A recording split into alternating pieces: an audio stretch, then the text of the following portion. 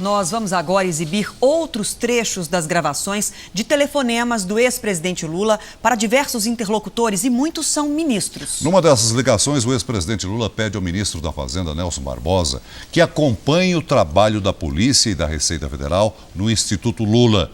Deixa entender que a ação foi exagerada. É preciso acompanhar o que a Receita está fazendo junto com a Polícia Federal, bicho. Não, eles fazem parte, né? Eles são... Pois é, mas você precisa se inteirar do que eles estão fazendo no Instituto. Se eles fizessem isso com meia dúzia de grandes empresas, resolvia o problema da arrecadação do Estado. Sabe? Sei. Eu acho que eles estão sendo filhos demais. Sabe? Estão procurando pelo em ovo. Eu acho que era preciso, eu vou pedir para o Paulo Camoto tentar colocar tudo no papel, porque era preciso você chamar um responsável e falar que é essa. Vocês estão fazendo o mesmo com a Globo, o mesmo com o Instituto Fernando Henrique Cardoso, o mesmo com o Gerdau, o mesmo com o SBT, o mesmo com a Record, ou só com o Lula? Lula também foi grampeado em conversas com Lindbergh Farias, do PT. Pede que o senador cobre investigações contra a oposição. Então é preciso estar em cima deles e cobrar. É o seguinte, meu filho, eu tô com a seguinte tese, é guerra, viu? E quem tiver artilharia mais forte ganha. Em outro trecho, o ex-presidente reclama da Lava Jato e cita o senador Aécio Neves. Olha, eu vou contar uma história para você. Se é Andrade Gutierrez, o depoimento deles na delação da Andrade Gutierrez, eu estou te falando nesse telefone, certamente a Polícia Federal está gravando. Tá? Certamente esse telefone aqui está grampeado. Mas se a Polícia Federal e o Ministério Público, nessa delação da Andrade Gutierrez, não apareceu o PSDB e nem o Aécio, qualquer brasileiro pode dizer que a delação é uma farsa, é uma mentira.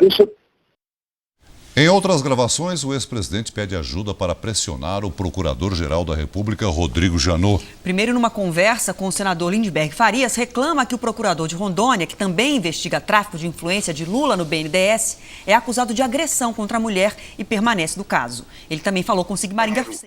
O companheiro Rod Damos tem a história do promotor de Rondônia, que pegou um caso meu agora, que as mulheradas têm que ir para cima dele. Terça-feira tem que procurar o Janot e triturar. Lula volta a criticar Janot numa conversa com o advogado ligado ao PT, Sigmaringa Seixas. É porque ele recusou 4 pedidos de investigação a Aécio e aceitou a primeira de um bandido do Acre contra mim. Pois é, mas se fizer uma petição... Essa é a gratidão dele por ele ser procurador. Pois é, mas ele, se a gente formalizar... inclusive jogando para a imprensa, ele vai ficar constrangido. Se for lá conversar, ele diz não e pronto. Ou não diz, né? O procurador-geral Rodrigo Janot está fora do Brasil, mas comentou as declarações, disse que ninguém está imune a investigações, disse que não se sentiu intimidado pelas declarações de Lula e disse, abre aspas, o Ministério Público tem couro grosso, fecha aspas. Vamos agora a outros trechos gravados pela Polícia Federal dos telefonemas de Lula. Uma das conversas foi gravada no dia em que José Eduardo Cardoso deixou o Ministério da Justiça. Lula cancela uma viagem para Brasília e avisa o ministro Jacques Wagner. Oi, tudo bem? Ô Galego, deixa eu te dizer uma coisa. Eu estava pensando que não era o caso de eu não ir a Brasília hoje. Por conta da saída do rapaz. Por conta da saída do rapaz, ou seja... Isso ela se preocupou ontem, ficou dizendo, depois vamos dizer que ele só veio aqui para comemorar o Bota Fora. É isso, então eu acho que era melhor eu não ir. Deixar para semana? Deixar para semana, porque você veja, o Globo já tem editorial que era importante alguém responder. Sabe, editorial tenta em cima do governo. Eu nem vi, dizendo o quê? Mostrando que essa troca não pode significar... colocando medo no novo ministro da Justiça. Não, e dizendo que eu que arrumei um cara para poder resolver o teu problema. Depois, com o ministro-chefe da Secretaria de Comunicação, Edinho Silva, Lula demonstra preocupação com as críticas ao novo ministro da Justiça. É importante você ficar atento, porque vai sair muita crítica à indicação do novo ministro. com o objetivo de encurralá-lo. É isso, é isso. O objetivo de encurralá-lo, ou seja, crítica da Veja, crítica do Globo, crítica da Globo, crítica... Ou seja, no fundo, eles querem evitar que qualquer ministro acabe com o vazamento da Polícia Federal. É isso. Um dia depois de ser levado à força pela polícia para depor, Lula ouve de um amigo, o cientista político Alberto Carlos Almeida, o conselho para virar ministro e escapar da Lava Jato. Eu acho, tá? Tem uma coisa que está na mão de vocês. É ministério, acabou.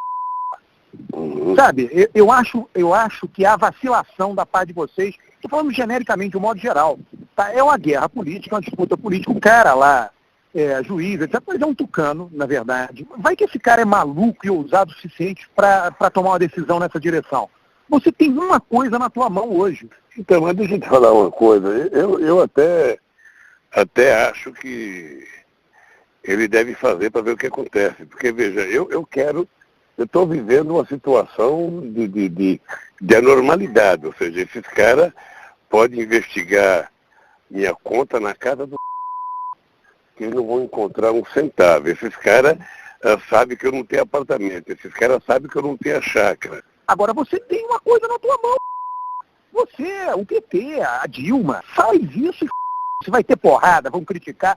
É daí, né? Numa boa. Aí você resolve um outro problema. Entendeu? Que é o problema da governabilidade. Você e Dilma, um depende do outro. Exatamente no dia em que foi levado para depor na Polícia Federal, em São Paulo, Lula recebeu um telefonema de apoio da presidente Dilma Rousseff.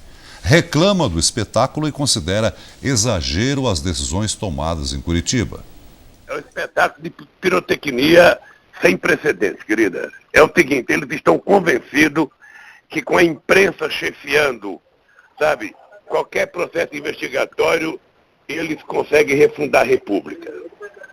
Nós temos uma Suprema Corte totalmente acovardada, nós temos um Superior Tribunal de Justiça totalmente acovardado, um parlamento totalmente acovardado, somente nos últimos tempos é que o PT e o PCdoB começaram a acordar e começaram a brigar.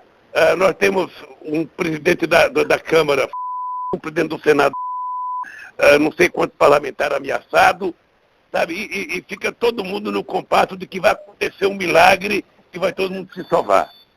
Eu sinceramente, estou assustado com a República de Curitiba.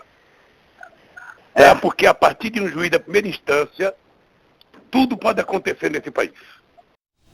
O juiz Celso de Mello, do Supremo Tribunal Federal, respondeu às declarações do ex-presidente Lula. Esse insulto ao Poder Judiciário, além de absolutamente inaceitável e passível da mais veemente repulsa por parte desta Corte Suprema, traduz, no presente contexto da profunda crise moral que envolve os altos escalões da República, uma reação torpe e indigna, típica de mentes autocráticas e arrogantes.